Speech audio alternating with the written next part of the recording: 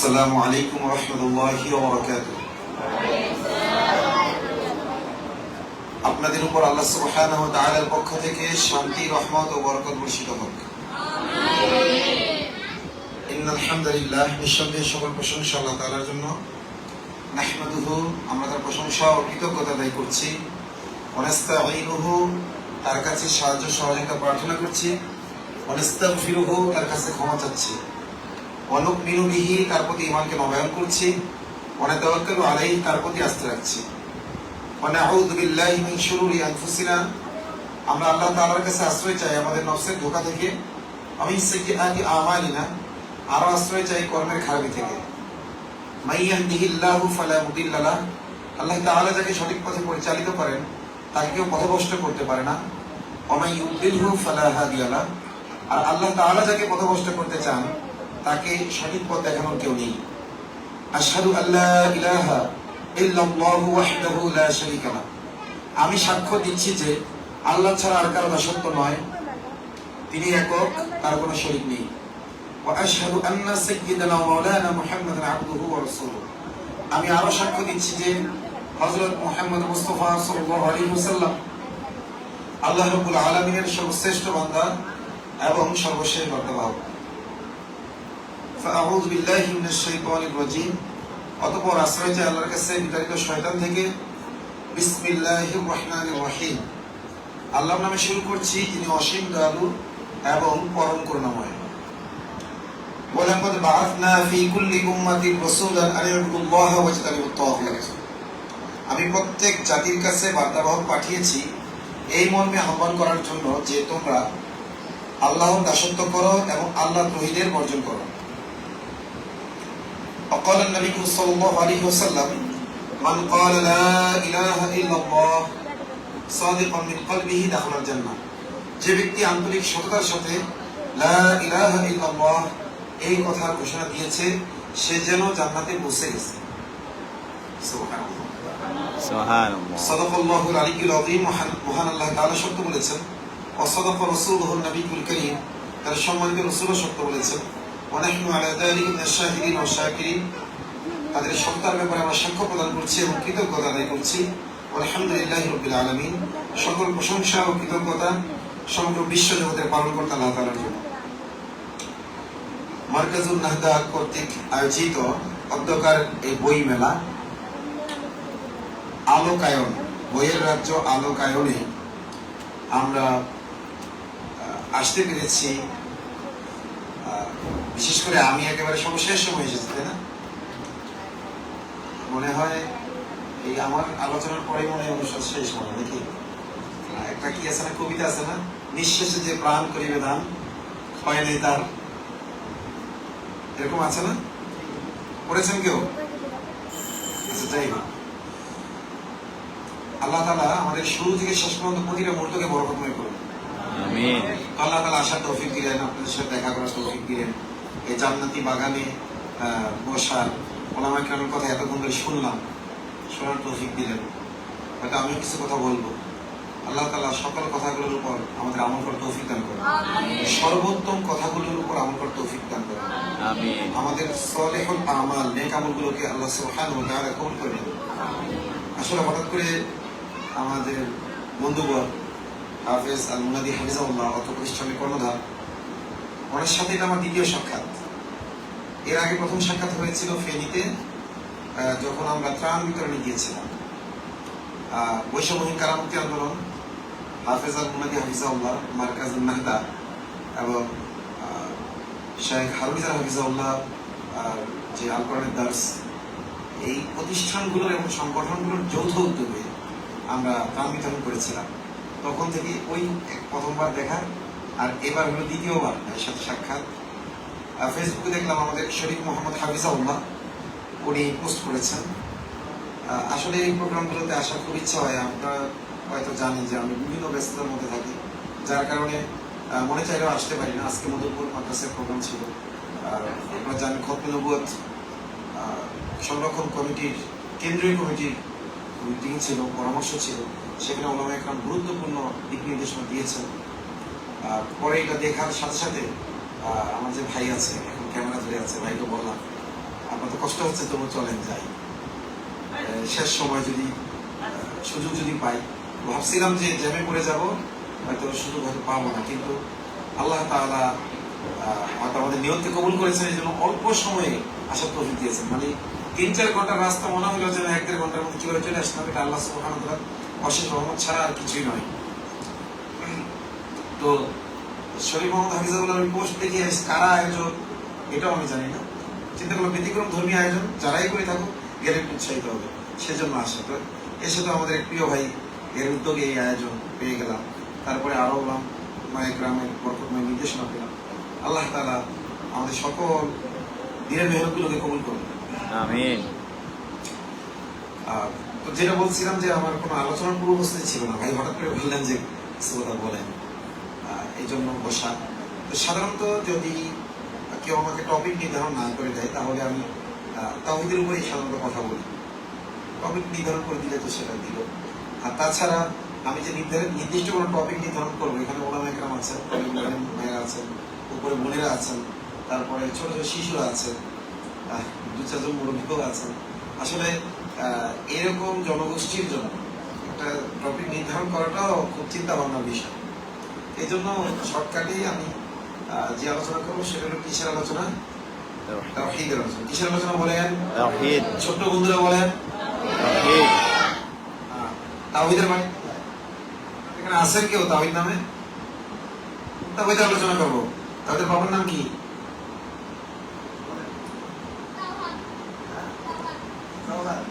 আচ্ছা, উনি তাওহীদ বিন জাওহারের আলোচনা শুনতে চাইছেন। আচ্ছা, আমরা আজকে যে তাওহীদের আলোচনা করব, এটা আসলে কারণ নাম তাওহীদ তা নয়। তাওহীদ শব্দের অর্থ একত্ব। বলেন তাওহীদ শব্দের অর্থ কি? একত্ব। কোন বিশেষ গুণে বা বিশেষ ক্ষেত্রে কাউকে একক বলে সাব্যস্ত করাকে তাওহীদ বলে, মানে একত্ববাদ বলা যায়। তো বাদ শব্দটা আবার বিভিন্ন মানব রচিত ইজম বোঝায়, এই জন্য এটা বলাটা ওলামা একরাম পছন্দ করেন। তো তাওহীদ এর ওয়াহদাতুন থেকে আসছে না? জি, ওয়াহদাতুন মানে একত্ব। আর কোন বিশেষ ক্ষেত্রে কোন বিশেষ সত্তাকে এককভাবে সাব্যস্ত করাকে তাওহীদ বলে। বলেন, বিশেষ ক্ষেত্রে বিশেষ সত্তাকে এককভাবে সাব্যস্ত করাকে কি বলে? তাওহীদ বলে। এটা শাব্দিক অর্থ। ইসলামের পরিভাষায় আল্লাহ সুবহানাহু ওয়া তাআলাকে এককভাবে রব বলে স্বীকার করা, তাকে ইলাহ বলে স্বীকার করা এবং তার সকল আসমা ও সিফাতের ক্ষেত্রে তাকে একক বলে স্বীকার করা, এটা কি বলে? তাওহীদ বলে। আপনারা এই তাওহীদ কাকে বলে, প্রকারভেদ সম্পর্কে পড়াশোনা মোটামুটি করেছেন কি একটু হাত তোলেন তো। আচ্ছা, বেশিরভাগই করেননি যেহেতু, তো আমি প্রকারভেদে যাব না, মৌলিকভাবে কয়েকটা কথা বলবো। আল্লাহ আমাকে তৌফিক দান করেন, আমিন। আমাদের কালিমা কি? লা ইলাহা ইল্লাল্লাহ।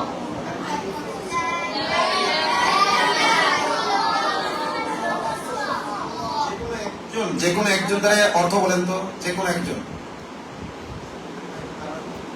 ছোট বন্ধুদের মধ্যে যে কোনো একজন দ্বারা কালিমার অর্থ বলেন কে কে? কালিমার অর্থ বাংলায় বলতে পারবেন কে কে? বুঝেন না আমার ভাষা কি বুঝতেছে? মাশাআল্লাহ। আর আপনারা পারবেন না? কালিমে তো এবার অর্থ করেন নাই, এটা বলেন। একজন বলেন, দাঁড়ান, একজন দাঁড়ান। কে দাঁড়াবেন? আল্লাহ বলেছেন রব্বুনা ওয়ারাবাতনা আলা কুলুবিহিম ইয কামু, যখন তারা বলার জন্য দাঁড়াইলো আমি তাদের মধ্যে দৃঢ়তা দান করলাম। তাদের হৃদয়ে কি করলাম? দৃঢ়তা দান করলেন। কে করেছেন? যখন কেউ তাওহীদের স্বীকারোক্তি দেওয়ার জন্য দাঁড়ায়, তার ঈমানকে মজবুত করে দেন কে? তো কে চাও যে আমার ঈমান মজবুত হয়ে যাবে? কে চাও? সে সবার আগে দাঁড়াও। মাশাআল্লাহ, তাকবীর, আল্লাহু আকবার, তাকবীর, আল্লাহু আকবার। কালিমা তাইয়্যিবার অর্থ? কালিমা তাইয়্যিবার অর্থ আল্লাহ তাআলা ব্যতীত ইবাদতের উপযুক্ত আর কোনো মাবুদ নাই। হযরত মুহাম্মদ মুস্তাফা সাল্লাল্লাহু আলাইহি ওয়াসাল্লাম আল্লাহ তাআলার রাসূল। মাশাআল্লাহ, মাশাআল্লাহ। কালিমার অর্থ হইছে না? আমি আরেকজনকে চাইবো বড়দের মধ্যে যিনি পিওর বাংলায় বলবেন সে কিন্তু কয়েকটা আরবি শব্দ ব্যবহার করছে এখানে। কালিমা তৈবার অর্থ বলতে কি করেছে? আল্লাহ কোরআনে বলেছেন, ওয়ামা আরসালনা মির রাসূলিন ইল্লা বিলিসানি কওমিহি লিইউবাইয়িনা লাহুম। আমি প্রত্যেক জাতির কাছে বার্তাবাহক পাঠিয়েছি, প্রত্যেক জাতির কাছে নবী পাঠিয়েছি, বার্তাবাহক পাঠিয়েছি ওই জাতির ভাষায় নবীকে সুদক্ষ করে। কি করে? সুদক্ষ করে। লিইউবাইয়িনা লাহুম, যাতে নবী সুস্পষ্টভাবে দ্বীনের প্রতি আহ্বান করতে পারেন। তাহলে সুস্পষ্ট বাংলায় আরবি শব্দ ব্যবহার করব না। কে পারবেন কালিমার অর্থ বলতে? কোন আরবি শব্দ ব্যবহার করা চলবে না। একেবারে খাঁটি বাংলায়, পিওর বাংলায়, সহজ বাংলায়। জি আসেন, এগিয়ে আসেন। তাকবীর, আল্লাহু আকবার। তাকবীর।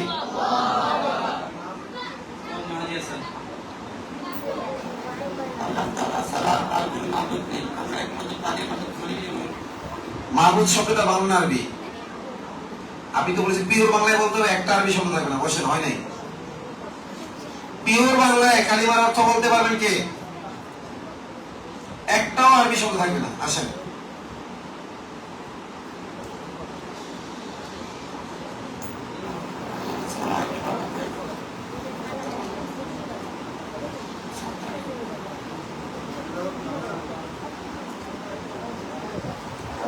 আমার সাথেই ভালো আচরণ করছে, আপনাদের সাথে খারাপ আচরণ করছে। আপনারা পিওর বাংলায় বলতেছেন না বলে মাইকেও আপনাদের পছন্দ করতেছে। পিওর বাংলায় কালিমার অর্থ বলতে পারবেন কে? দেখেন, আমরা বাঙালি জাতি ভাষার জন্য জীবন দিয়েছি বলে গর্ববোধ করি, তাই না? যে আমার মায়ের ভাষা কাইরানি লোকে, এবং আবেগে আহ্লাদে গদগদ হয়ে যায় আমরা 21শে ফেব্রুয়ারি আসলে, যদিও নামটা রেখেছি সে ইংরেজদের ভাষায়। জি, আমরা বাঙালি মুসলিম হিসেবে গর্বিত, তাই না? অথচ আমরা যে কালিমা বলি এবং ইসলামের সবচাইতে ফান্ডামেন্টাল যে মূলনীতি, সেটার বাংলা বলতে পারি না, মানে পিওর বাংলায়। যেহেতু আমরা বাঙালি মুসলিম, যখন আমরা আরবিতে কালিমা বলবো পিওর আরবিতে বলবো, বাংলায় বলবো তো পিওর বাংলায় বলবো, নাকি? কে পারবেন বলেন? পিওর বাংলায় কালিমা বলবেন, একটা আরবি শব্দ থাকবে না।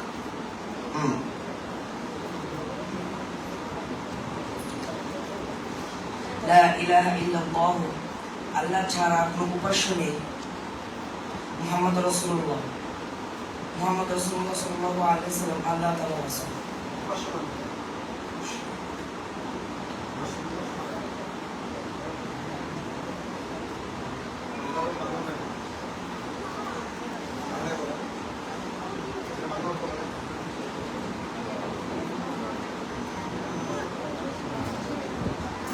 বলেছেন আল্লাহ ছাড়া আর কোনো উপাস্য নেই। উপাস্য শব্দটা বাংলা যদিও, কিন্তু সহজ বাংলা না। আমি বলেছিলাম গণমানুষের বাংলা, সহজ বাংলায় বলতে, খাঁটি বাংলা যেটাকে বলে। উপাস্য শব্দের মধ্যে কলকাতার একটা ভাব আছে না, দাদাবাবুদের? উপাস্য শব্দটা তারা ব্যবহার করে, নাকি? বাঙালি মুসলিমের জন্য উপযোগী শব্দ দিয়ে বলতে পারবেন কি? আচ্ছা, যাই হোক, আমি বলে দিই নাকি? রাসূলুল্লাহ সাল্লাল্লাহু আলাইহি ওয়াসাল্লাম সাহাবীদের বিভিন্ন প্রশ্ন করতেন। আল্লাহ তাআলাও তো রাসূলকে প্রশ্ন করেছেন, আল কারিয়া মাল কারিয়া ওয়া মা আদরাকা মাল কারিয়া। বারবার প্রশ্ন করে আগ্রহ বৃদ্ধি করেছে। কি করেছেন? তা আপনাদেরকে প্রশ্ন করার অর্থ, উদ্দেশ্য আপনাদেরকে লজ্জা দেওয়া নয়, বরং আপনাদের আগ্রহ বৃদ্ধি করা। আগ্রহ বাড়ছে? আচ্ছা, লা ইলাহা ইল্লাল্লাহ কয়টা শব্দ আছে এখানে? কয়টা শব্দ? তিনটা। আপনি কি পড়েন? দাঁড়ান, এই যে আপনি তিনটা বলছেন, এই যে আপনি চশমা, কি পড়েন? মাদ্রাসায় পড়েন? কোন কোন জামাত পড়েন? তৃতীয় বর্ষে। দ্বিতীয় বর্ষে। তাহলে কালিমার মধ্যে তিনটা শব্দ কি কি?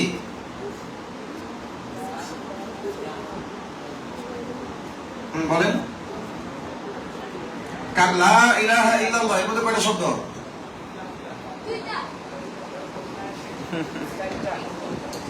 আসলে নার্ভাস হয়ে গেছে, বুঝছে, কিন্তু হঠাৎ করে নার্ভাস হয়ে গেছে, সমস্যা নেই। লা ইলাহা ইল্লা আর হলো আল্লাহ। কয়টা হলো? কি কি? লা ইলাহা ইল্লা আর হলো আল্লাহ। লা মানে নাই। লার বাংলা কি? সহজ বাংলা না কঠিন বাংলা? এটা সহজ। ইলাহ কাকে বলে? ইলাহের ব্যাখ্যায় আরবি ডিকশনারিতে দেখে কুল্লু মা ইউবাদ, যার দাসত্ব করা হয়। ইলা কাকে বলে? যার দাসত্ব করা হয় বা যার গোলামি করা হয়। বলে ইলা কাকে বলে? আরো বলেন, ইলা কাকে বলে? ছোট্ট বন্ধুরা আপনারা বলেন ইলা কাকে বলে? যার দাসত্ব করা হয়। ইলা কাকে বলে? উনি ক্লান্ত হয়ে গেছেন, অনেকজন ধরেন তো। ইলা কাকে বলে? যার দাসত্ব করা হয় তাকে ইলা বলে। লা মানে কি নাই, আর ইলাহ মানে যার দাসত্ব করা হয়। ইল্লা মানে ছাড়া, ইল্লা মানে কি ছাড়া। আর আল্লাহ শব্দটি প্রপার নাউন বা আলম, আমরা আরবি গ্রামার যে কি বলি আলম বা আপনার ব্যক্তিবাচক বিশেষ্য। বাংলা কি বলে? ব্যক্তিবাচক বিশেষ্য। আরবিতে বলে আলম, আর ইংরেজিতে বলে প্রপার নাউন। প্রপার নাউনের কোনো অনুবাদ করতে হয় না। যেমন আমার নাম আতাউর রহমান, শাব্দিক অর্থ আল্লাহর দান বা রহমানের দান, দয়ালুর দান, দয়া বা দয়ালুর দান। এখন বাংলা ভাষায় যারা আমাকে ডাকবে তারা কি আতাউর রহমান বলবে নাকি রহমানের দয়া বলবে? তার মানে নামের কি কি করতে হয় না অর্থ। যদি কেউ বলে বিসমিল্লাহির রহমানির রহিম, সৃষ্টিকর্তার নামে শুরু করছে, যিনি অসিদ্ধ হলো পরম করুণাময়, বিসমিল্লাহ সঠিক অর্থ হবে? এটা হবে না। কেন হবে না? আল্লাহ এটা আল্লাহর হলো ব্যক্তিবাচক বিশেষ জাতি নাম। জাতি নামের কোনো অর্থ করতে হয় না। এই জন্য আল্লাহ শব্দের অর্থ করা যাবে না। বাকি তিনটা শব্দের কি করতে হবে? ফ্যাসিস্ট হাসিনা আল্লাহ শব্দের অর্থ বিকৃত করেছে। সংবিধানের অর্থে সে সৃষ্টিকর্তার নামে শুরু করেছে, এটা যুক্ত করেছিল। মানে বিসমিল্লাহকেও ইসলামী বিসমিল্লাহ না রেখে সেকুলার বিসমিল্লাহ পরিণত করতে চেয়েছিল। ঠিক আছে? আল্লাহ তাআলা তার উপযুক্ত জায়গায় তাকে পৌঁছে দিয়েছে। দুনিয়ায় যে তার উপযুক্ত জায়গা সেখানে পৌঁছে দিয়েছে। আল্লাহ তাআলা আখিরাতে তার হাসর ফেরাউনের সাথে করবে। যেটা বলছিলাম যে লা মানে নাই, ইলাহ মানে যার দাসত্ব করা হয়, ইল্লা মানে কি ছাড়া, ইল্লা মানে কি ছাড়া। আর আল্লাহ এর অনুবাদ করার প্রয়োজন নেই। তাহলে অর্থ কি? লা ইলাহা, এমন কোন সত্তা নাই যার দাসত্ব করা চলে, ইল্লাল্লাহ, আল্লাহ ছাড়া। মানে আল্লাহ ছাড়া আর কারো দাসত্ব নয়। কালিমার বাংলা অর্থ কি? পিওর বাংলা অর্থ কি? আল্লাহ ছাড়া আর কারো দাসত্ব নয়। বলেন কি? অথবা আল্লাহ ছাড়া আর কারো গোলামি নয়। আচ্ছা, আপনি যে বলেন আল্লাহ ছাড়া কোনো মাবুদ নাই, এইটা একজন সাধারণ মানুষ যেভাবে বুঝবে আল্লাহ ছাড়া আর কারো গোলামি নয়, বা আল্লাহ ছাড়া কারো গোলামি চলবে না, বা আল্লাহ ছাড়া আর কারো গোলামি করা যাবে না, এইটা আর ওইটা সহজ বেশি কোনটা? ক্লিয়ার বেশি কোনটা? আল্লাহ ছাড়া আর কারো গোলামি করা চলবে না, বা আল্লাহ ছাড়া আর কারো গোলামি করা যাবে না, বা আল্লাহ ছাড়া আর কারো দাসত্ব নয়। সংক্ষেপে বলতে আল্লাহ তাআলা কোরআনে বলেছেন, ইয়া আইয়ুহাল্লাযীনা আমানু তাকুল্লাহ, হে ঈমানদারগণ তোমরা একমাত্র আল্লাহকে ভয় করো, ওয়াকুলু কওলান সাদীদা, এবং সত্য কথা সুস্পষ্ট ভাবে বলো। আল কওলু সাদীদের ব্যাখ্যায় আল্লামা ইবনে কাসির রাহিমাহুল্লাহ বলেছেন, আল্লাযী লা ইউজাজা ফীহি ওয়া লা ইহা, যেই কথার মধ্যে কোনো ধরনের বক্রতা নেই, কি নেই, সুস্পষ্ট কথাকে গোজামিল নেই, আল কওলু সাদীদ বলা হয়। আর এখানে আল কওলু সাদীদ দ্বারা উদ্দেশ্য হলো লা ইলাহা ইল্লাল্লাহ। তাহলে সুস্পষ্ট ভাবে গোজামিল ছাড়া যদি আমরা কালিমার অর্থ করতে চাই, তাহলে আল্লাহ ছাড়া কোনো মাবুদ নাই এটা বললে কি হক আদায় হবে? আল্লাহ ছাড়া কোনো মাবুদ নাই কথা সত্য, কালিমার সঠিক অর্থ, কিন্তু সাধারণ মানুষ এটা কি বুঝবে? এজন্য আমরা যখন কালিমার দাওয়াত দিব কাউকে, কি বলবো? আল্লাহ ছাড়া আর কারো দাসত্ব করা চলবে না, অথবা আল্লাহ ছাড়া আর কারো গোলামি করা। লা ইলাহা ইল্লাল্লাহ অর্থ কি বলেন? বলেন, বারবার বলেন।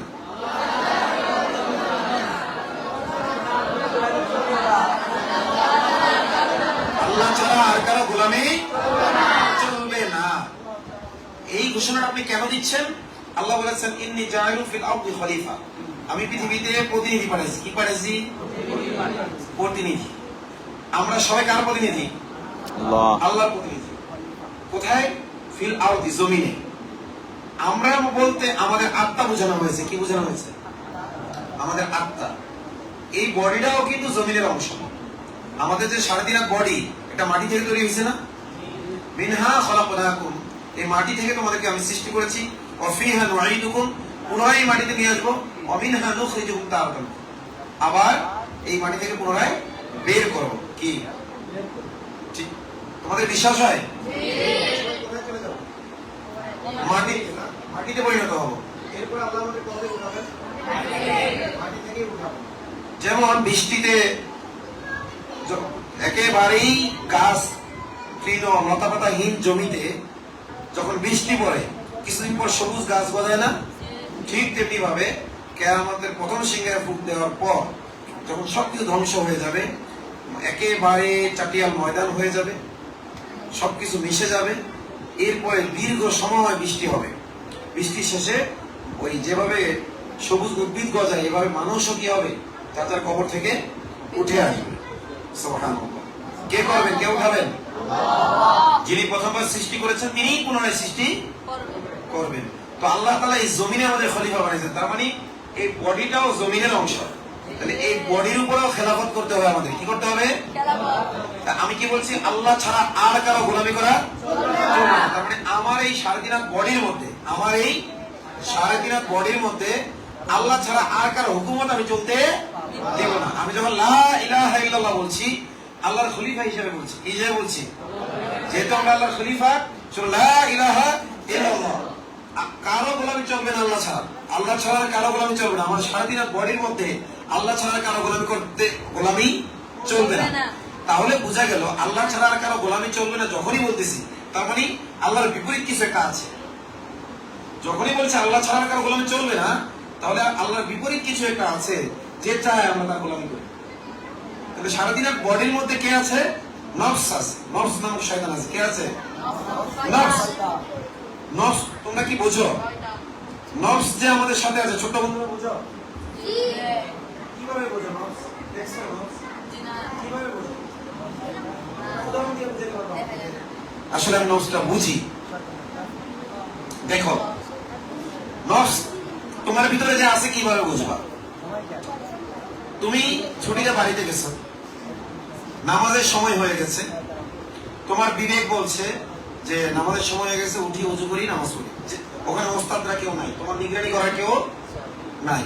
তোমার মনে চাচ্ছে উঠে কি করি, মানে তোমার বিবেক বলতেছে নামাজ পড়তে হবে, কিন্তু মনে চাইতেছে না, মনে চাইতেছে শুয়ে থাকে।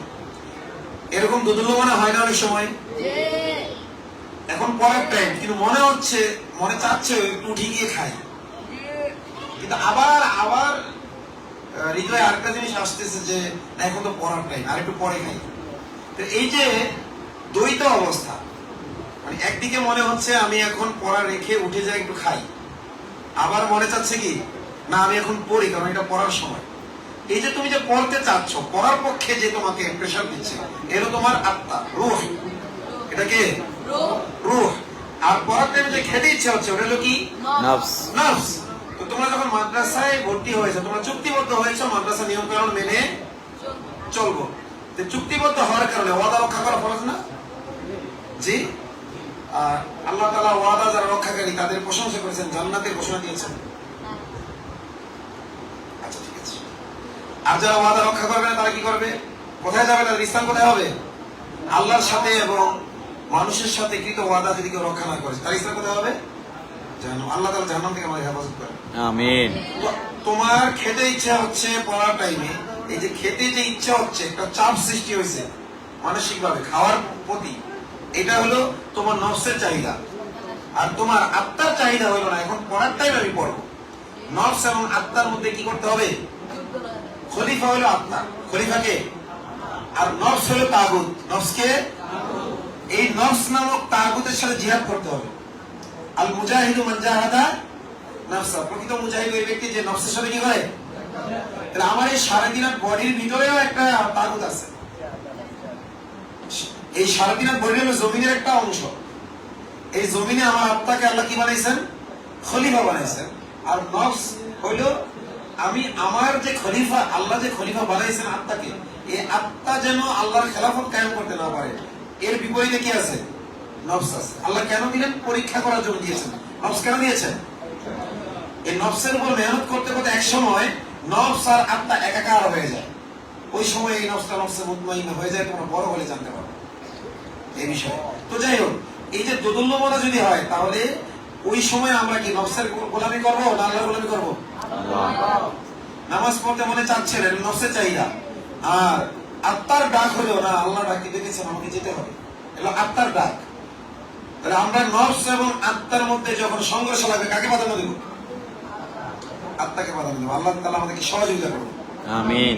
আমরা বলছি লা ইলাহা ইল্লাল্লাহ, আল্লাহ ছাড়া আর কারো দাসত্ব করা চলবে না, আল্লাহ ছাড়া আর কারো গোলামি করা চলবে না। লা ইলাহা, কারো গোলামি চলবে না, কারো গোলামি চলবে না, ইল্লাল্লাহ, ইল্লাল্লাহ, আল্লাহ ছাড়া। আল্লাহ ছাড়া। আশহাদু আল্লা ইলাহা, যেভাবে করে নাকচ করি, এরপর ইল্লাল্লাহ বলে আল্লাহর সামনে কি করি? আত্মসমর্পণ করি। করি। হ্যালো, তাহলে প্রথমে আমরা কি করি? নফস নামক তাগুতকে আমরা বর্জন করলাম। কি করলাম?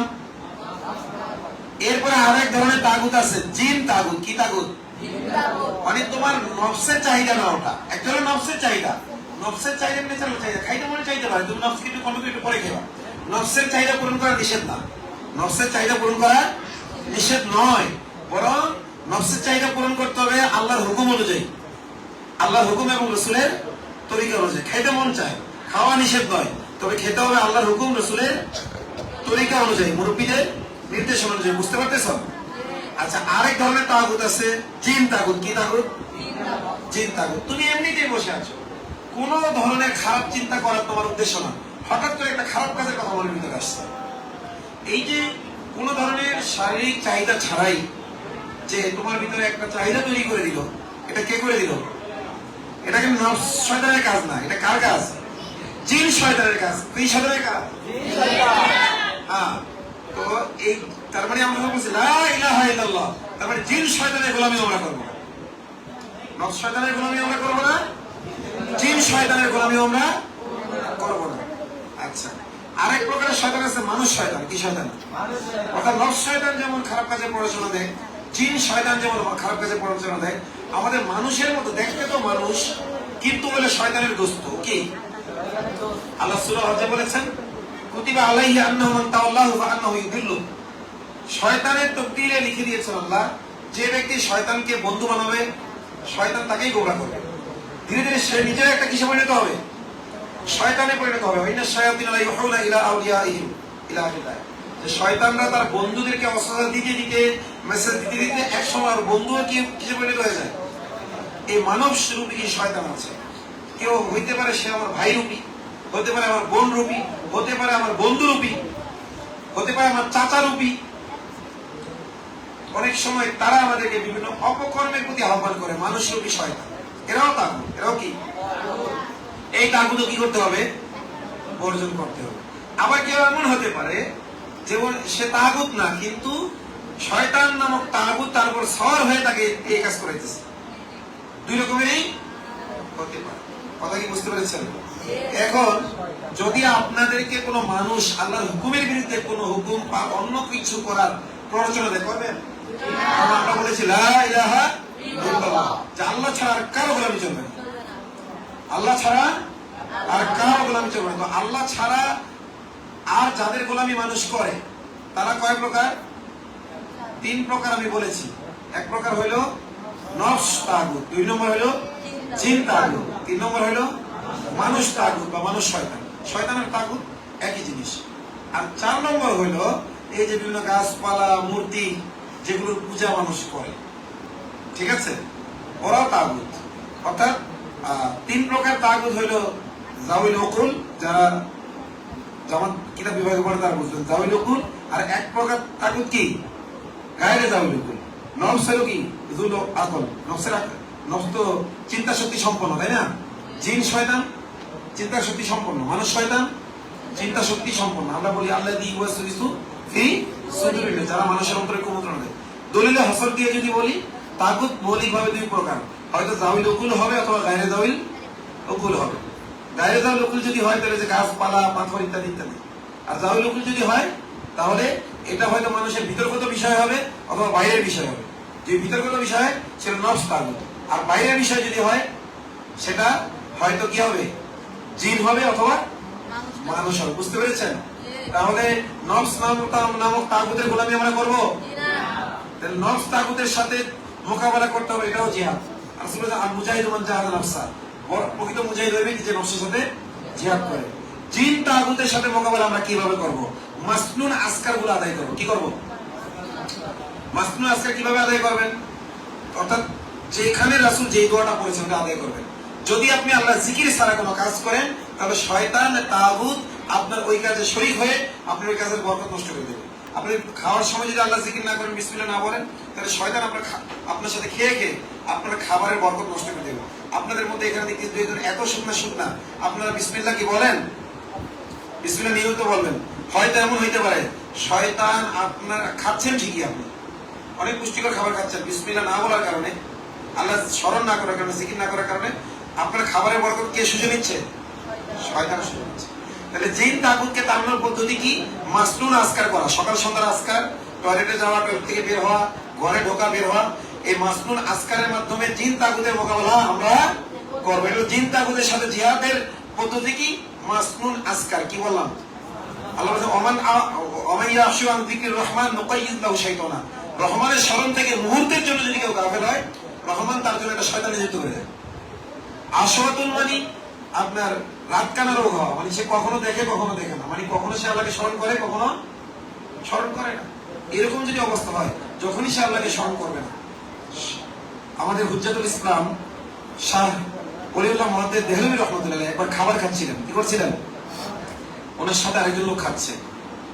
তো উনি ওই লোকটাকে বললেন, খাবার খাওয়ার শুরুতে বিসমিল্লাহ ভুলে গেলে কি বলতে হয়? তিনি বলেন বিসমিল্লাহি আউয়ালুহু ওয়া আখিরুহু। বলার সাথে সাথে এবার তিনি বললেন, তুমি যখন বিসমিল্লাহ বলো না, আমি দেখতে পাচ্ছিলাম একটা শয়তান খাচ্ছিল, আর যখনই তুমি বিসমিল্লাহ বললে, বিসমিল্লাহ ওয়া আখিরুহু, তখন শয়তান সাথে সাথে তোমার খাবারের যে বরকত সে নিয়ে নিয়েছিল সেটা বমি করে দিয়ে চলে গেল পালায়। এখন আমরা তো দেখি না, আল্লাহ ওয়ালারা অনেক সময় দেখেন আল্লাহ তাআলার ইচ্ছায়। কার ইচ্ছায়? দেখার ক্ষমতা কারণ নেই, তবে যে আল্লাহ যদি কখনো কাউকে বাই চান্স দেখিয়ে দেন, এটা কার ইচ্ছায়? আল্লাহর ইচ্ছায়। তো যাই হোক, আমি লা ইলাহা ইল্লাল্লাহর অর্থ বলেছি আপনাদেরকে যে আল্লাহ ছাড়া আর কারো গোলামি করা চলবে না। তো এখন নফসের গোলামি কিভাবে করবো না সেটা আমরা বলেছি, নফসের বিরোধিতা করতে হবে, জিহাদ করতে হবে। জিন তাগুতের সাথে জিহাদটা কিভাবে করবো? জিকিরের মাধ্যমে। কিসের মাধ্যমে? আচ্ছা। আর মানুষ তাগুতের সাথে জিহাদ করতে হবে কিভাবে? সর্বাত্মক ভাবে। আপনার মানুষ তাগুতের সাথে মোকাবেলার জন্য মোকাবেলা করতে হবে, জিকিরও করতে হবে, প্রয়োজনে ময়দানে তার বিরুদ্ধে অস্ত্র দিয়ে প্রয়োজনে লড়াই করতে হবে, কখনো কলমের লড়াই করতে হবে, মানুষ শয়তানদের বিরুদ্ধে কোনো বোঝেন নেই, কখনো জবানের লড়াই করতে হবে। এগুলো সবই জিহাদের অন্তর্ভুক্ত। তবে প্রকৃত জিহাদ হলো যেটা কি তরবারির জিহাদ, আর বাকিগুলো শাব্দিক অর্থে জিহাদ, এগুলোর ফজিলত আছে। আর পারিভাষিক জিহাদ হলো ওটা। তো যাই হোক, লা ইলাহা ইল্লাল্লাহ অর্থ কি বলেন? আল্লাহ ছাড়া আর কারো গোলামি করা চলবে না। মানে আমিও করব না, এবং আমার যতটুকু কর্তৃত্ব আছে ওই কর্তৃত্বের ভিতরে কাউকে করতে হবে। যেখানে কর্তৃত্ব নাই ওখানে আমার দায়িত্ব নেই, ওখানে কর্তৃত্ব অর্জনের চেষ্টা করা দায়িত্ব। কতটুকুর মধ্যে আমার গোলামি করতে দেবেন না আপনি? তো যতটুকুর মধ্যে আমার কর্তৃত্ব আছে, সারাদিনের গড়িতে আমার কর্তৃত্ব আছে না? যার ফ্যামিলি আছে তার পরিবারের উপর কর্তৃত্ব আছে না? যে সমাজ চালায় তার সমাজের উপর কর্তৃত্ব আছে, যে রাষ্ট্র চালায় তার রাষ্ট্রের উপর কর্তৃত্ব আছে। যদি তারা তাদের দায়িত্ব পালন না করে, তারা হয়ে যাবে দায়ুস, আর দায়ুস জান্নাতের ঘ্রাণও পাবে না, ব্যক্তিগতভাবে যত আমল হবে। তো লা ইলাহা ইল্লাল্লাহর অর্থ হলো আল্লাহ ছাড়া আর কারো দাসত্ব করা। এখন থেকে যদি কেউ কালিমার অর্থ জিজ্ঞেস করে, আল্লাহ ছাড়া কোনো মাবুদ নেই বলবেন নাকি পিওর বাংলায় বলবেন? ফজিলত কোনটাই বেশি? মানে এই যে ভেজাল বাংলায় বললে না পিওর বাংলায় বললে? রাসূলুল্লাহ সাল্লাল্লাহু আলাইহি ওয়াসাল্লাম বলেছেন, আনা আফসাহুল আরব ওয়ালা ফখর। আমি আরবের সর্বশ্রেষ্ঠ সাহিত্যপূর্ণ ভাষার অধিকারী, তবে এই কারণে আমি অহংকারী হই না, এটা আল্লাহর দয়া। তো রাসূলুল্লাহ সাল্লাল্লাহু আলাইহি ওয়াসাল্লাম যেমন তার মাতৃভাষায় পারদর্শী ছিলেন, আমাদের মধ্যে এরকম চেতনা হওয়া উচিত, আমরাও আমাদের মাতৃভাষায় পারদর্শী হব দিন প্রচারের জন্য, এবং আরবি ভাষায় পারদর্শী হব দিন শেখার জন্য। কিসের জন্য? দিন শেখার জন্য আরবি ভাষা শিখতে হবে, আর দিন প্রচারের জন্য বেসিক্যালি বাংলা ভাষা। এরপরে যদি আপনি বাইরের রাষ্ট্রে দিন প্রচার করতে চান, তাহলে যেদিকে আপনি দিন প্রচার করতে ওই জাতির ভাষায় সুদক্ষ হয়েই তাদেরকে কি দিতে হবে? দাওয়াত দিতে হবে। তো এখন থেকে কালিমার অর্থ কি বলবেন? আল্লাহ ছাড়া আর কারো গোলামি চলবে না। বলেন লা ইলাহা। এভাবে আঙ্গুল উঠান, লা ইলাহা, কারো গোলামি চলবে না। মানে এইভাবে টান দেবে করবেন, নিয়ত করবেন যে তাগুতের কলমা ফেলে দিলাম, যে নফস তাগুত, জিন তাগুত, মানুষ তাগুত গুলো কি ফেলে দিলাম, লা ইলাহা, লা ইলাহা, কার গোলামি চলবে না, কার গোলামি চলবে না, ইল্লাল্লাহ, ইল্লাল্লাহ, আল্লাহ ছাড়া। ইল্লাল্লাহ বলার সময় কি করতে হয়? তাশাহুদে আঙ্গুল নামাইতে হয়, তার মানে এটা আত্মসমর্পণ। লা ইলাহা বলে আপনি অস্বীকার করছেন যে কারো গোলামি আপনি করবেন না, এরপর ইল্লাল্লাহ বলে কি করছেন? আপনি আত্মসমর্পণ করলেন। তো এটাই আমি আয়াতে বলেছি, ওয়ালাকাদ বাআসনা ফি কুল্লি উম্মাতির রাসূলান আন ইবুদুল্লাহ ওয়াজতানিবুত তাগুত। আমি প্রত্যেক জাতির কাছে এই মেসেজ দেওয়ার জন্য নবীদেরকে পাঠিয়েছি যে তোমরা আল্লাহর গোলামি করো আর আল্লাহ দ্রোহীদের বর্জন করো। আল্লাহ দ্রোহী কত প্রকার বলছি? 4 প্রকার: নফস, জিন, মানুষ আর বিভিন্ন উপাদান। নফস, জিন, মানুষ এবং এমন সকল উপাদান যেগুলি মানুষ কি করে? পূজা করে। এই 4 প্রকারের তাগুত বর্জন করে কেউ যদি আল্লাহর সামনে আত্মসমর্পণ করার ঘোষণা দেয়, সে কোনো আমল করতে পারে না, শুধু কি দিয়েছে? ঘোষণা দিয়েছে। আল্লাহ বলেন দাখালুল জান্নাহ, জান্নাত তার জন্য ওয়াজিব হয়ে গেছে, অন্তরে অন্তঃস্থল থেকে যদি দেয়। এবং ইবনে কাসির রাহিমাহুল্লাহ বলেছেন, যদি কেউ অন্তরে অন্তঃস্থল থেকে এই কথার ঘোষণা দেয়, আল্লাহ তাআলা মানে ইখলাসের সাথে যদি ঘোষণা দেয়, সে যদি গুনাহে কবিরা করে তাওবা ছাড়া আল্লাহ তাকে মৃত্যু দেবে না। কালিমা যদি কেউ ইখলাসের সাথে বলে, পিছনের গুনাহ সব মাফ হয়ে যাবে, শুধু নও-মুসলিমদের না, পুরো মুসলিমদেরও। আল্লাহ বলে ইয়া আইয়ুহাল্লাযীনা আমানু, হে ওই সকল লোক যারা আগে থেকে ঈমান এনেছো, ইত্তাকুল্লাহ ওয়া কুলু কওলান সাদীদা। তাহলে আল্লাহ হাদিসে আছে নও-মুসলিমের গুনাহ মাফ হওয়ার কথা, আর কোরআনে আছে পুরনো মুসলিমের গুনাহ মাফ হওয়ার কথা। তো কালিমার মাধ্যমে নও-মুসলিমের গুনাহ মাফ হয়, কালিমার মাধ্যমে পুরনো মুসলিমের গুনাহ মাফ হয়। নও-মুসলিমের গুনাহ মাফ হওয়ার কথা হাদিসে আছে, আর পুরনো মুসলিমের গুনাহ মাফ হওয়ার কথা কোথায় আছে? কোরআনে আছে। আমরা ওই হাদিসে ওইটাকে বেশি প্রমোট করি, কিন্তু কোরআনে যে আছে এটাকে খেয়াল করি না। তা আজকে থেকে এটাও জানলেন আপনারা যে কালিমা বললে নও-মুসলিম হোক আর পুরাতন মুসলিম হোক, সবার গুনাহ মাফ করে দেন কে? আল্লাহ। এবং এই বান্দাকে আল্লাহ তাআলা হেদায়েতের উপরেই মৃত্যু দেবেন ইনশাআল্লাহ, যদি ইখলাসের সাথে কি করে বলে। তবে ইখলাসের সাথে বলাটা এত সহজ না। কেন সহজ না? আল্লাহ যদি আবার কখনো আপনাদের সাথে দেখা করার তৌফিক দেয়, তখন বলবো আপনারা নাকি না খেয়ে আছেন, আপনাদের উস্তাদ বলল। তবে তাওহীদ হলো সবচেয়ে বড় রিজিক। বলেন তাওহীদ কি? মুমিনের আত্মার খোরাক, রূহের, এর চেয়ে বড় কোনো কি রিজিক নেই। আল্লাহ তাআলা আমাদের সকলকে তাওহীদের উপর অবিচল থাকার তৌফিক দান করুন। আমিন। যদি কেউ তাওহীদের উপর অবিচল থাকতে পারে, আলা মা কানা মিনাল আমল, তার যা আমল যাই হোক না কেন সে জান্নাতে যাবেই যাবে ইনশাআল্লাহ। যদি কারো তাওহীদ নষ্ট হয়ে যায়, আল্লাহ বলেন ফালা নুকিমু লাহু ইয়াওমাল কিয়ামাতি ওয়াজনা, সে আমলের পাহাড় করে ফেললেও কিয়ামতের দিন আল্লাহ তাআলা মিজানের দাঁড়িপাল্লায় আমল তুলবেন না। তাহলে আমরা আল্লাহর হুকুমের বিরুদ্ধে নফসের কথাও মানবো না, নফসের চাহিদা পূরণ করবো আল্লাহর হুকুম মোতাবেক। রাসূল বলেছেন লা ইয়াকুনু আহাদুকুম হাত্তা ইয়াকুনা হাওয়াহু তাবাআন লিমা জিতু বিহি, ততক্ষণ পর্যন্ত কেউ মুমিন হতে পারবে না যতক্ষণ না তার চাহিদা পূরণ করবে কি অনুযায়ী? আমার তরিকা অনুযায়ী, আমি যে বিধান নিয়ে এসেছি এই বিধান অনুযায়ী। তাহলে নফসের চাহিদা পূরণ করতে হবে কার তরিকা অনুযায়ী? আল্লাহ। আল্লাহ রাসূলের তরিকা অনুযায়ী, আল্লাহ দেওয়া বিধান অনুযায়ী। জিন তাগুতের কোনো চাহিদা পূরণ করাই যাবে না, এবং মানুষ তাগুতেরও কোনো চাহিদা পূরণ করা যাবে না। হ্যাঁ, তারা যদি এমন কথা বলে যেটা আল্লাহ তার রাসূলের হুকুমের অনুকূল, ও একেবারে অনুকূল না হলে অন্তত সাংঘর্ষিক না, সেই কথাটা মানা যাবে। এই কথা বলছেন? তাহলে এখন থেকে আল্লাহর হুকুমের বিরুদ্ধে যদি কেউ হুকুম দেয়, মানবেন আপনারা?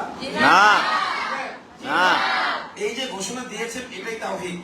এখন বাই চান্স যদি হয়ে যায় তাহলে তওবা করে বলতে হবে। কি করে বলতে হবে? আর প্রকৃতভাবে যদি কেউ ঘোষণা দেয় তাহলে তওবা করার তৌফিক কে দেবেন? আল্লাহ তাআলা দিবেন।